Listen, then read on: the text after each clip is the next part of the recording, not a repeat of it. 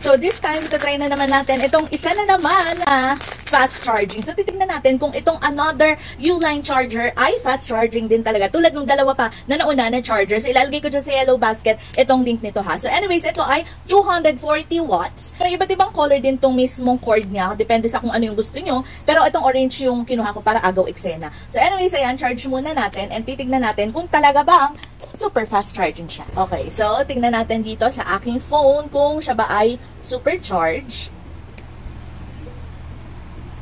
Yun, super fast charging, diba? Super fast charging siya, tapos, ayan. So, kapag nakita nyo yung ganyan, book, tapos nakita nyo naman na super fast charging, ibig sabihin, ito po ay legit na fast charging or super fast charging na charger. So, again, okay na meron kayong ganitong klase ng charger, lalo na kung ilalagay nyo sa inyong mga go bag. Kasi nga, again, kailangan din natin ng mga extra charger na ilalagay sa go bag para pa nun sa araw-araw nyo na ginagamit. Baka mamaya makalimutan ko siya kapag biglang emergency. So, ilalagay ko na tong super fast charging charger natin sa ating mga go bag. So, kung gusto nyo ng mga extra charger, ilalagay ko sa yellow basket, i-check out nyo na.